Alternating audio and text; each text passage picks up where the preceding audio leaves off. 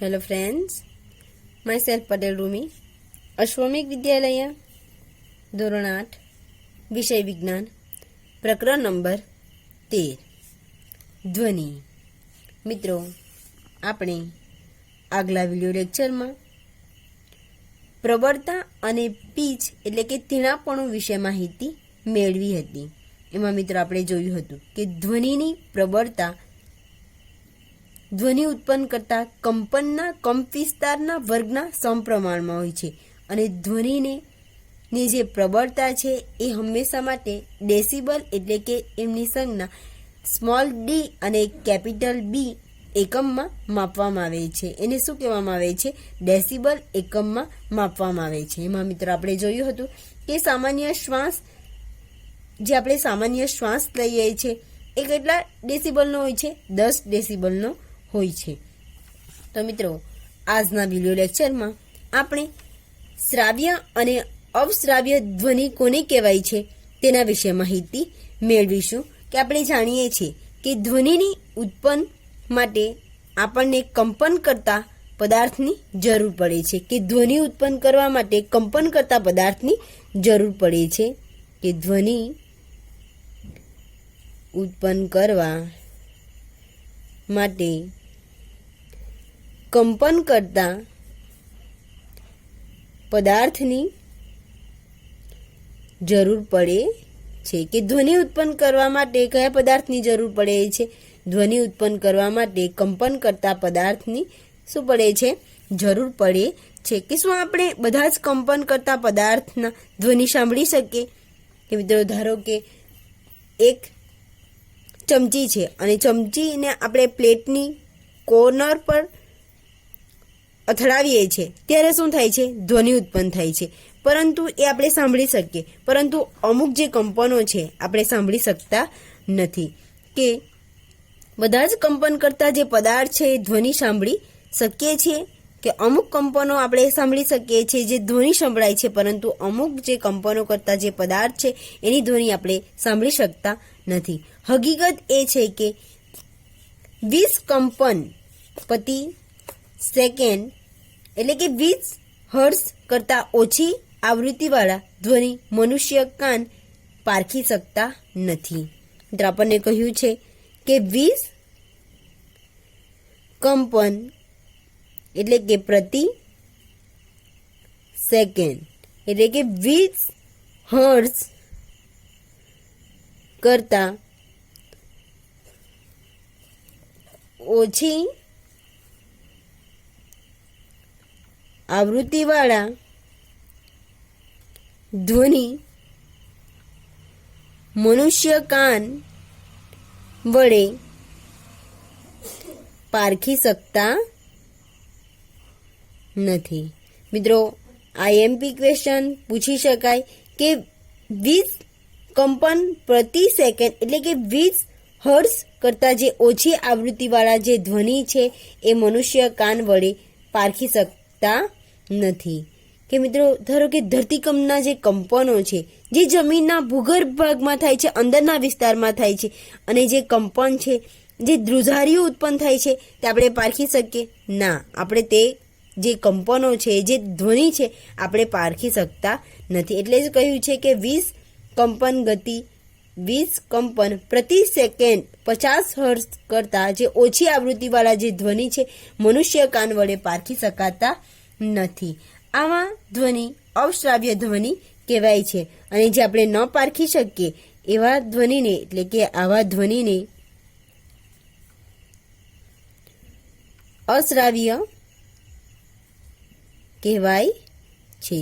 કે અવશ્રાવ્ય ધ્વનિ કોને કહેવાય? ત્યારે આપણે લખી શકીએ કે 20 કંપન પ્રતિ સેકન્ડ 20 હર્ટ્ઝ કરતાં ઓછી આવૃત્તિવાળા જે ધ્વનિ મનુષ્ય કાન સાંભળી શકતા નથી અથવા તો પારખી શકતા નથી, તો આવા ધ્વનિને અવશ્રાવ્ય ધ્વનિ કહે છે।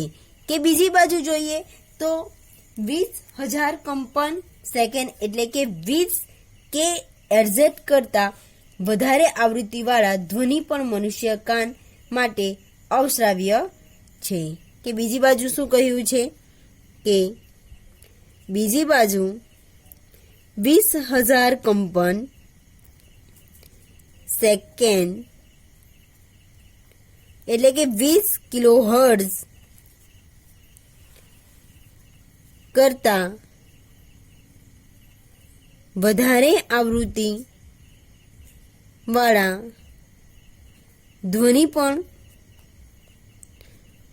મનુષ્ય કાન માટે અશ્રાવ્ય છે. કે મિત્રો બીજી બાજુ આપણને કહ્યું છે કે 20,000 કંપન સેકન્ડ એટલે કે 20,000 કિલોહર્ટ્ઝ કરતાં જે વધારે આવૃત્તિવાળા જે ધ્વનિ છે એ ધ્વનિ પણ મનુષ્ય કાન અશ્રાવ્ય છે એટલે કે સાંભળી શકતા નથી. આ મનુષ્ય કાન માટે શ્રાવ્ય આવૃત્તિની મર્યાદા રેન્જ આશરે 20,000 થી 20,000 એટલે કે એની રેન્જ કેટલી હોવી જોઈએ તો 20 હર્ટ્ઝ થી 20,000 ની હોવી જોઈએ. કે મનુષ્ય કયા ધ્વનિ સાંભળી શકે છે તો 20 હર્ટ્ઝ થી 20,000 હર્ટ્ઝ સુધીની જે આવૃત્તિ છે એ આવૃત્તિ મનુષ્ય સરળતાથી સાંભળી શકે છે. આ એની મર્યાદા છે કે 20 હર્ટ્ઝ થી 20,000 હર્ટ્ઝ સુધીની આવૃત્તિ મનુષ્ય કાન પારખી શકે છે એટલે કે સાંભળી શકે છે. મિત્રો આપણે જાણીએ છીએ કે જે અમુક પ્રાણીઓ છે જે 20,000 હર્ટ્ઝથી વધારે આવૃત્તિવાળા ધ્વનિ સાંભળી શકે છે. શ્વાન આ ક્ષમતા ધરાવે છે. શ્વાન એટલે કે કૂતરો. અને પોલીસ કર્મીઓમાં ઉચ્ચ આવૃત્તિનો ધ્વનિ ઉત્પન્ન કરાવવાવાળી સિસોટીઓ ઉત્પન્ન કરે છે જે શ્વાન સાંભળી શકે છે પરંતુ મનુષ્ય સાંભળી શકતો નથી. ને ઘણી તબીબી સમસ્યાઓની તપાસ કરવા માટે પગેરું મેળવવા માટે 20,000 હર્ટ્ઝથી ઉચ્ચ આવૃત્તિ પર કાર્ય કરતા જે અલ્ટ્રાસોનિક સાધનોની આપણે પરિચિત છીએ. જે અલ્ટ્રાસોનિક સાધનો છે જે 20,000 કંપન એટલે કે 20,000 હર્ટ્ઝ કરતાં વધારે આવૃત્તિ છે તે ધ્વનિ સાંભળી શકે છે. જ્યારે મનુષ્ય 20,000 હર્ટ્ઝ કરતાં જે વધારે આવૃત્તિ છે સાંભળી શકતા નથી અને એમને અશ્રાવ્ય ધ્વનિ કહે છે. ત્યારબાદ છે કે ઘોંઘાટ અને સંગીત કોને કહેવાય છે? કે ઘોંઘાટ અને સંગીત. મિત્રો આ બંનેમાં તફાવત છે કે સંગીત એટલે કે કોઈક ગીતો, ફિલ્મી ગીતો, ભજન વગેરે. અને ઘોંઘાટ જે કોને કહેવાય? જે ટ્રાફિકમાં ફસાયેલા જો કોઈ વ્યક્તિ હોય અને સતત વાહનો અને વાહનોના જે અવાજો છે એને શું કહેવાય છે? ઘોંઘાટ કહેવાય છે. બંને વચ્ચે તમે તફાવત સમજી ગયા છો કે સંગીત કોને કહેવાય તો ફિલ્મી ગીતો, ભજન વગેરેને શું કહી શકીએ? આપણે સંગીત કહી શકીએ. જ્યારે ઘોંઘાટ એટલે કે જે ટ્રાફિકમાં જે સંકળાયેલા હોય અને ટ્રાફિક દરમિયાન જે અવાજ ઉત્પન્ન થાય છે તેને શું કહેવાય છે? ઘોંઘાટ કહેવાય છે. કે આપણે આપણી આસપાસ આપણે વિવિધ પ્રકારના ધ્વનિ સાંભળીએ છીએ. શું આ ધ્વનિ હંમેશા ખુશી આપે છે? શું ક્યારેક ધ્વનિ તમારા માટે અગવડનું કારણ બને? મિત્રો આપણને અમુક વખત અમુક ધ્વનિ સાંભળવું ગમે છે પરંતુ અમુક વખત એવા જે ધ્વનિ છે જે આપણે સાંભળી શકતા નથી કે અમુક વખત એ આપણને અગવડ એટલે કે નુકસાન પહોંચાડે છે. અમુક ધ્વનિ કાન માટે સુખદ લાગે છે જ્યારે અમુક ધ્વનિ આપણને સાંભળવું ગમતું નથી. ધારો કે તમારા પાડોશમાં બાંધકામ ચાલી રહ્યું છે. શું કન્સ્ટ્રક્શનનું જે સ્થળ છે સાઇટ પરથી આવતો ધ્વનિ સુખદ લાગે? કે મિત્રો ઘોંઘાટ કોને કહેવાય? અહીં આપણને ઘોંઘાટથી પરિચિત કરે છે કે જે કન્સ્ટ્રક્શન એટલે કે જે સાઇટ એટલે કે બિલ્ડિંગનું બાંધકામ ચાલુ રહ્યું છે એટલે કે કન્સ્ટ્રક્શન એટલે કે સાઇટ પરથી આવતો ધ્વનિ.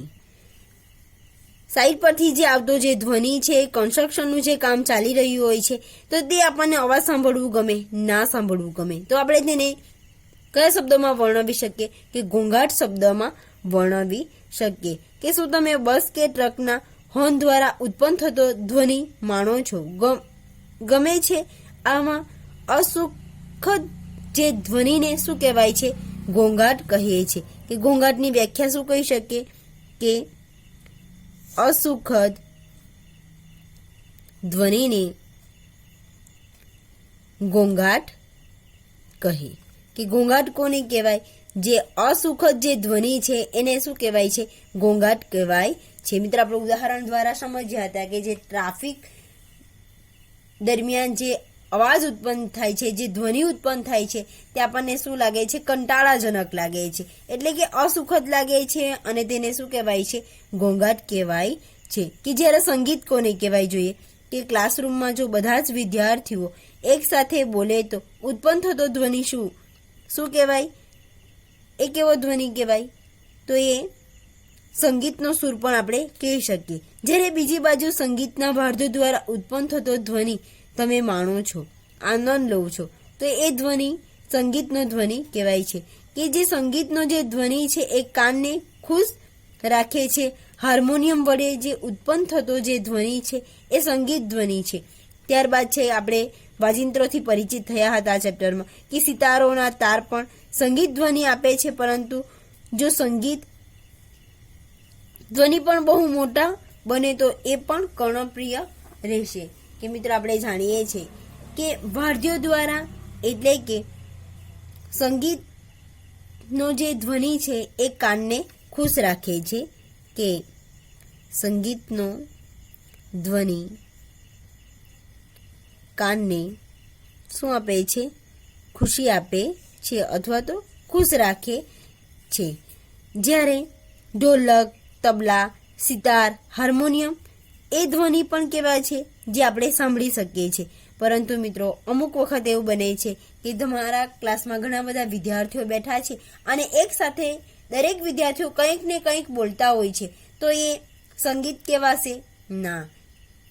તો આપણે એના બીજા કયા શબ્દમાં વર્ણવી શકીએ? તો એને ઘોંઘાટ શબ્દમાં આપણે વર્ણવી શકીએ. ત્યારબાદ મિત્રો આપણે જોઈએ કે ધ્વનિનું પ્રદૂષણ કોને કહેવાય? કે ધ્વનિનું પ્રદૂષણ કે તમારા હવાના પ્રદૂષણ વિશે જાણો છો, કે તમે હવાના પ્રદૂષણ વિશે જાણો છો કે હવાનું પ્રદૂષણ કઈ રીતે થાય છે? જે ફેક્ટરીઓમાંથી નીકળતા ધુમાડા, વાહનોમાંથી નીકળતા ધુમાડાના કારણે શું સર્જાય છે? હવાનું પ્રદૂષણ સર્જાય છે. ધૂળની રજકણો, એ બધું શું છે? હવાનું પ્રદૂષણ. કે તમે હવાના પ્રદૂષણ વિશે જાણો છો? હવામાં જે અનિચ્છનીય વાયુઓ અને કણોની હાજરી હવાનું પ્રદૂષણ કહેવાય છે. કે હવાનું પ્રદૂષણ કોને કહેવાય એમ ક્વેશ્ચન પૂછી શકાય.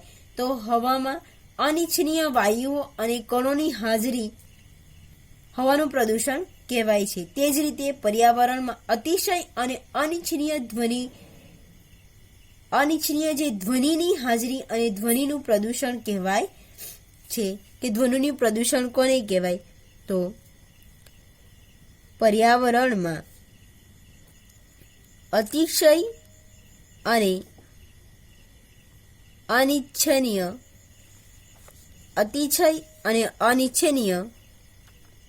ધ્વનિની હાજરી એ ધ્વનિનું પ્રદૂષણ કહેવાય છે. તમે ધ્વનિ પ્રદૂષણના થોડા સ્ત્રોતોની યાદી બનાવી શકો કે ધ્વનિ પ્રદૂષણ કઈ રીતે થાય. તો મિત્રો, ટ્રક એટલે કે વાહનોના હોર્ન દ્વારા, અથવા તો જો નિયમિત વાહનોની મરામત ન કરાવી આપણે તો એમાંથી જે અવાજ ઉત્પન્ન થાય છે એ પણ એક કારણ બની શકે. મશીનોના અવાજ, લાઉડ સ્પીકર, વિસ્ફોટ થાય છે તેમનો જે અવાજ છે એ પણ, ફટાકડાનું ફૂટવું એ પણ ધ્વનિનું પ્રદૂષણ જ છે. કે મોટા અવાજથી ચાલતા ટેલિવિઝન અને ટ્રાન્ઝિસ્ટર રેડિયો, રસોઈઘર કિચનમાં થોડા ઉપકરણો જેમ કે કુલર, એર કન્ડિશનર બધા જ ધ્વનિ પ્રદૂષકો છે. એ ધ્વનિ પ્રદૂષકના ઉદાહરણોમાં આપણે ઘણા બધા ઉદાહરણો લઈ શકીએ કે વાહનોનો અવાજ, લાઉડ સ્પીકર શું છે? કે લાઉડ સ્પીકર, ત્યાર છે કે ફટાકડાનું ફૂટવું, મશીનો,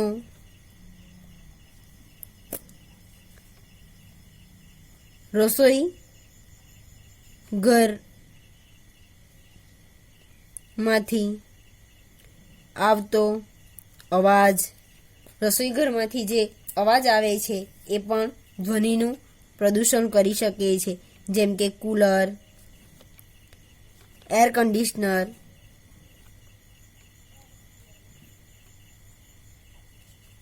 એ શું છે ધ્વનિ પ્રદૂષણના ઉદાહરણો. ત્યારબાદ જોઈએ કે ધ્વનિ પ્રદૂષણની હાનિ કઈ છે, કે ધ્વનિ પ્રદૂષણથી આપણને શું નુકસાન થાય છે.